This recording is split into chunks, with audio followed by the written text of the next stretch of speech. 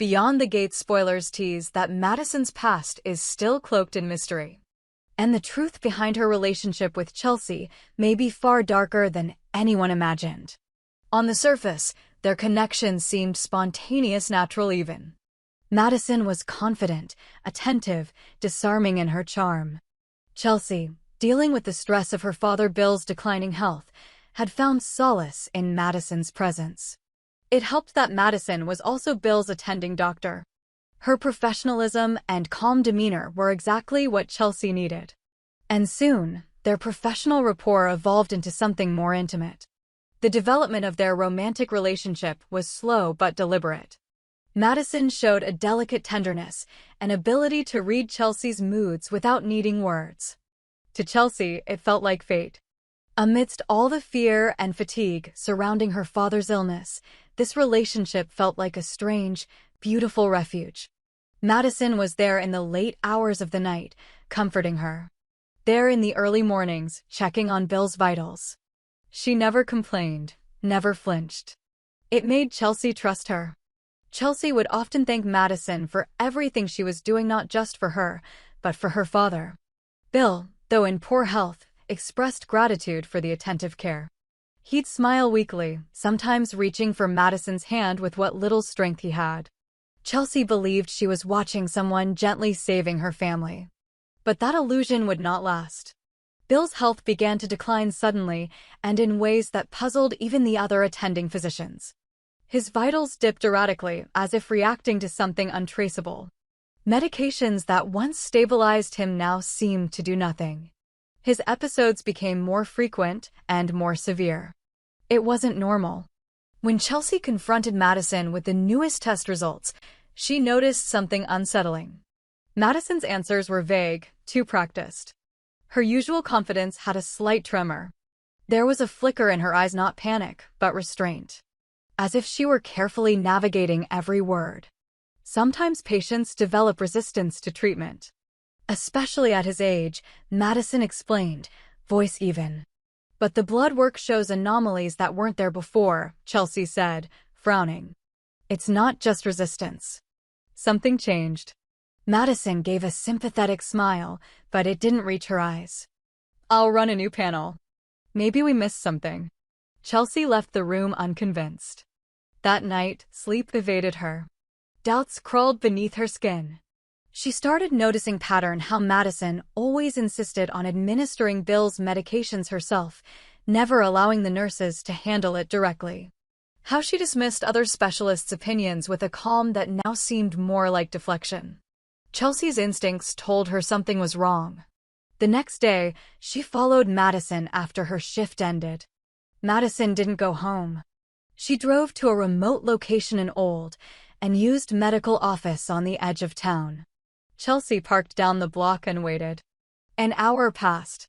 Then, Madison exited with a man Chelsea didn't recognize. They spoke in hushed tones by Madison's car, unaware they were being watched. Chelsea captured photos with her phone, then moved closer, crouching behind a hedge near the lot. I want them both gone by the end of the month, Madison was saying. No delays. The man nodded. You're sure this is what you want? I've waited long enough. Bill and Dani both deserve this. Chelsea's blood froze. She stumbled back, nearly dropping her phone. Her heart pounded in her chest like a war drum. She didn't wait to hear more. She rushed to her car and drove off, hands shaking on the steering wheel. The betrayal was staggering. Madison, who had held her, kissed her, stood at her father's bedside, was plotting murder. Chelsea called Alison the moment she got home. Her best friend, someone who had known the family for years, someone who didn't hesitate when Chelsea asked for help. Together, they built a plan. First, confront Madison subtly, without alerting her. Second, dig into her past. And third, gather enough proof to take to the authorities before Madison could act. Alison's tech skills proved invaluable. She hacked into a private patient log Madison kept on a separate laptop, one that wasn't registered in the hospital's database. In it were detailed notes not only on Bill's vitals, but irregular dosages Madison had been administering.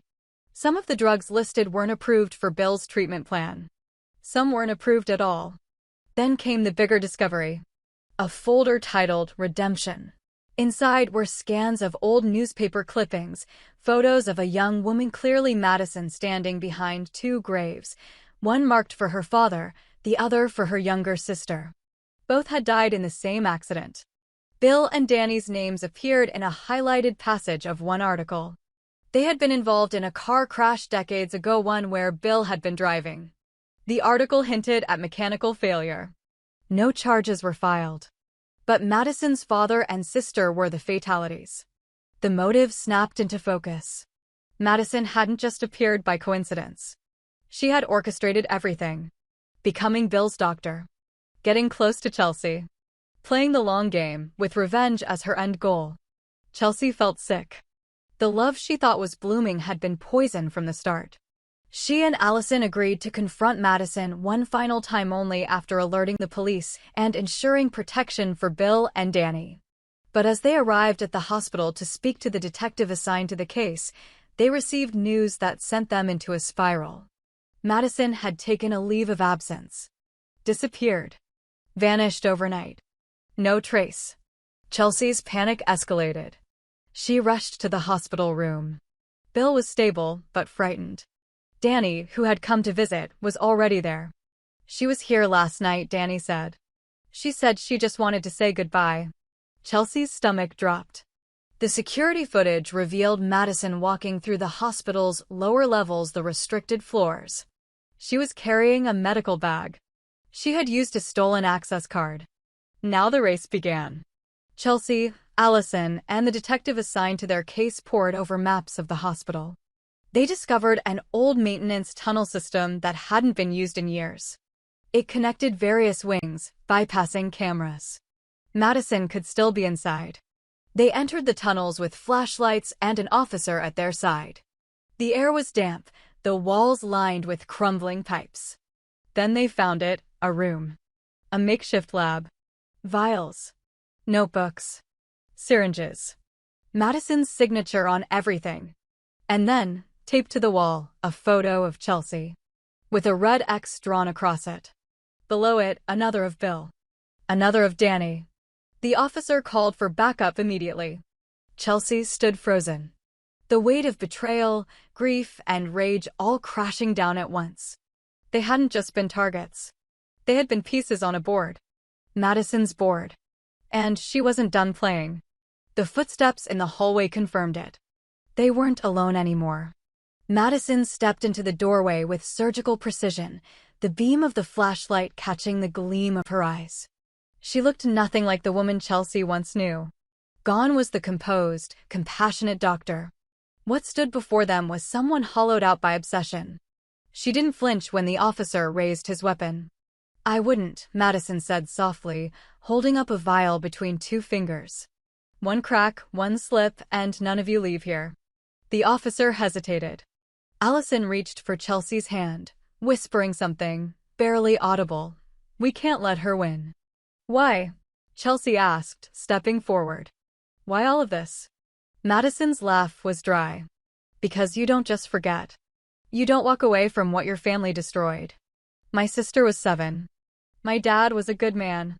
You think time makes that pain vanish?" "This isn't justice," Chelsea snapped.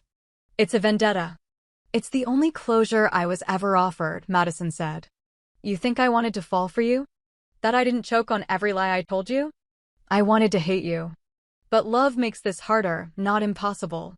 The vial trembled slightly in her grip. The officer moved slowly, positioning himself. "You have a choice," Chelsea said, stepping forward, her voice raw. "Walk away now. We turn this over. Let the system handle what it missed years ago. But if you hurt them, if you finish what you started, you become everything you hate." Madison's expression cracked. A long silence followed. Then she tossed the vial aside. It shattered harmlessly on the floor. "I'm done," she said. The officer cuffed her without resistance. As she was led away, she turned back one last time. "You still have no idea what your father did." Chelsea didn't respond. She couldn't. Not yet. Madison was placed under psychiatric evaluation. The media caught wind within days. News outlets ran headlines about the doctor-turned-would-be killer. But the official reports were watered-down attempted poisoning, illegal drug possession, emotional breakdown due to unresolved trauma. Chelsea wasn't satisfied. She returned to the documents Alison had found. There were references to an insurance settlement Bill had received after the crash. A clause buried in the paperwork indicated Bill had accepted partial fault in exchange for avoiding a formal investigation. She confronted Bill gently. He looked older now. Tired. "I didn't mean to," he said quietly. "The brakes failed, yes, but I hadn't checked the car in weeks. It was negligence. I lived. They didn't." Chelsea said nothing. She simply held his hand. A few days later, Chelsea visited Madison at the psychiatric facility. She wasn't sure why. Madison looked up surprised. "You came. I needed to see you. I needed to see if you were still you. I don't even know who that is anymore. You could have killed him. Killed Dani. Me. But you didn't." "Not because I changed," Madison admitted. "Because I hesitated. That's still something." They sat in silence. "I loved you," Chelsea said. "Even when I shouldn't have." Madison didn't reply. Weeks passed. Bill's health stabilized. Dani returned to her life, shaken but safe. Chelsea and Alison submitted all files to ensure Madison faced justice, but also received proper mental health treatment. One night, Chelsea opened an envelope slipped under her door. Inside was a single photo. It was of Madison and her sister years ago. On the back, a line scrawled in tight handwriting. "Forgive doesn't mean forget. But forgetting is how it starts again." There was no signature. Chelsea kept the photo. Not as a warning, but as a reminder. Sometimes love is a mask. Sometimes grief is a weapon. And sometimes, the most dangerous gates we face aren't haunted or cursed. They're human. And wide open. Months later, Chelsea stood outside the psychiatric hospital again, this time with a sealed letter in hand. She hadn't spoken to Madison since that last visit. The courts had ordered a longer-term hold, and Chelsea had chosen to stay away until now. The contents of the letter were simple: her truth, her heartbreak, her forgiveness, and her boundaries. She handed it to the front desk and left without looking back. Bill's recovery had turned a corner. He was well enough to walk in the garden now, sometimes with Dani, sometimes alone. The dark cloud that had followed them all seemed to have lifted. But Chelsea knew better than to call anything over. That fall, Chelsea and Alison launched a foundation in Madison's sister's name quietly, without fanfare. It focused on grief counseling and medical ethics training, aimed at young professionals entering healthcare. They kept Madison's name out of it, but they both knew she'd understand why. One evening, Chelsea found herself looking through old texts from Madison, some filled with tenderness, others with cold detachment. She wondered which version had been real, or if both had been. Maybe trauma didn't cancel out love. Maybe they could coexist. Weeks later, a nurse from the hospital called. Madison had been progressing slowly, but steadily. She was lucid, regretful, curious about the outside world again. The nurse said Madison often asked about Chelsea, but never requested contact. Chelsea wrote one final note: "I hope you find peace. Even if it's without me." She never sent it. And that choice felt right. Late one winter night, Chelsea stood at her father's bedside. Bill was sleeping soundly. Dani was visiting the next morning. Snow fell quietly outside the window. She thought about how easily the gates between people could open. How much could pour through them? Love. Hurt. Vengeance. Redemption. Chelsea knew the past would never change. But she also knew it didn't have to dictate the future. That healing wasn't about closing the gate. It was about learning to live on both sides of it.